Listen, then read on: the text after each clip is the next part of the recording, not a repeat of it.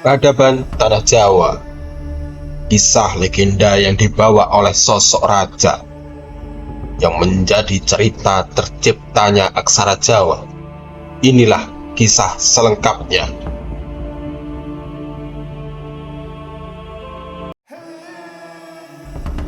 Dikisahkan bahwa Aji Saka datang dan berasal dari tanah bumi Majapahit. Namun, banyak penafsiran Aji Saka berasal dari bumi Jambudwipa yang ada di negara India. Nama Saka yang terlekat padanya berasal dari suku India yang bernama Saka. Kedatangan Aji Saka ini adalah menceritakan ajaran Hindu-Buddha serta peradabannya di bumi Nusantara.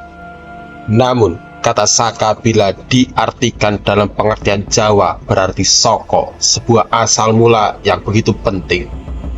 Aji Saka dikisahkan setelah membuat perubahan dalam segala aspek peradaban serta keteraturan yang ada pada Pulau Jawa. Serta dikisahkan bahwa tahun Saka atau tari Saka diambil dari sosok Aji Saka itu sendiri sebagai penciptanya. Dan raja pertama, kalender Hindu pertama yang diterapkan dalam Pulau Jawa. Setelah Pulau Jawa diyakini dapat dihuni dengan baik dan dipastikan. Bangsa pertama yang mendiami Pulau Jawa adalah bangsa raksasa atau yang sering disebut bangsa Dewata.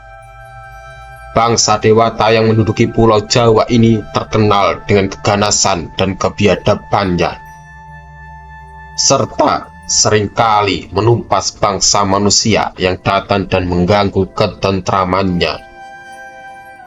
Dan dikisahkan kerajaan yang mendiami Pulau Jawa yakni Medang Mulan.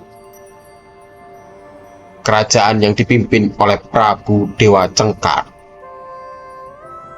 seorang raja raksasa bertubuh kekar dan begitu dahsyat kekuatannya, seringkali menyantap manusia-manusia yang datang di wilayah kekuasaannya. Dan Aji Saka, seorang yang ingin mencoba mengubah kebiasaan raja raksasa tersebut. Sebelum berangkat ke pulau yang bernama Jawa, Aji Saka berpesan kepada abdi yang setia kepadanya. Pesan yang disampaikan oleh Aji Saka kepada abdinya yang bernama Abdi, Dora, dan Sembodo berisi pesan penting yang harus selalu diingat, yakni kedua abdinya harus menjaga pusaka Aji Saka. Tidak seorang pun yang boleh memegang, mengambil, ataupun lainnya, karena pusaka tersebut begitu sakral dan hanya Aji Saka yang boleh mengambil pusaka tersebut. Setelah tiba di Medang Mulan, Aji Saka mendatangi raja raksasa tersebut serta menantangnya untuk bertempur. Setelah pertarungan yang begitu dahsyat dan sangat sengit,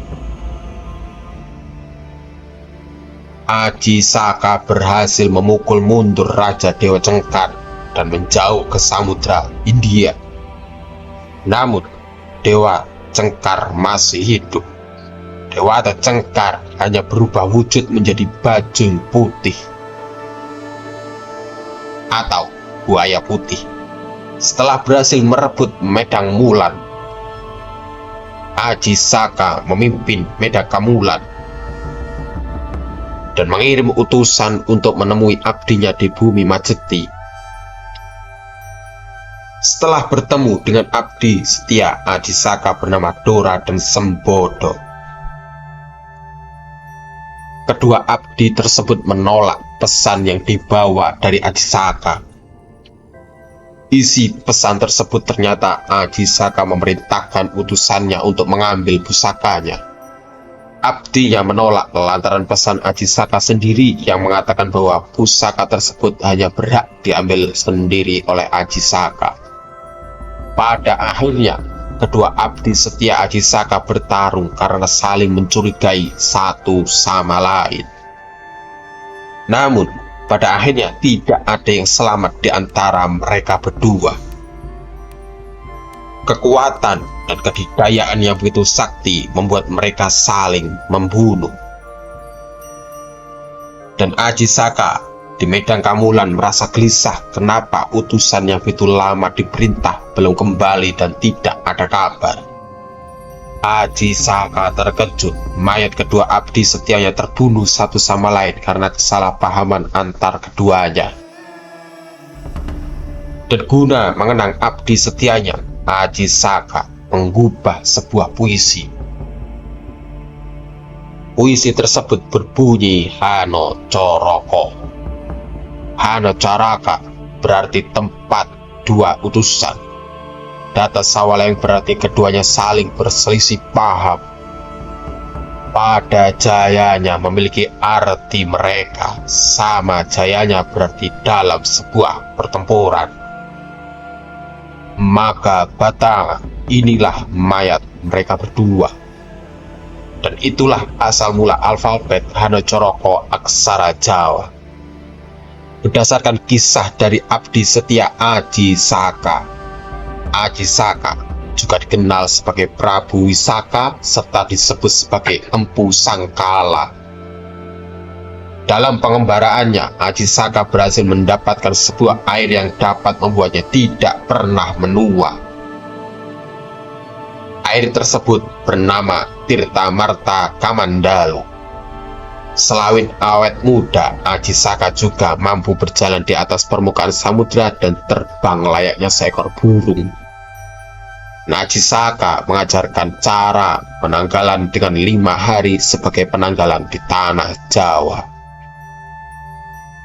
Itulah kisah Aji Saka secara ringkas. Jangan lupa untuk memberikan komentar dan masukan pada setiap video pada kolom komentar di bawah. Terus ikuti channel ini agar mendapatkan cerita menarik lainnya. Sekian, terima kasih dan sampai jumpa.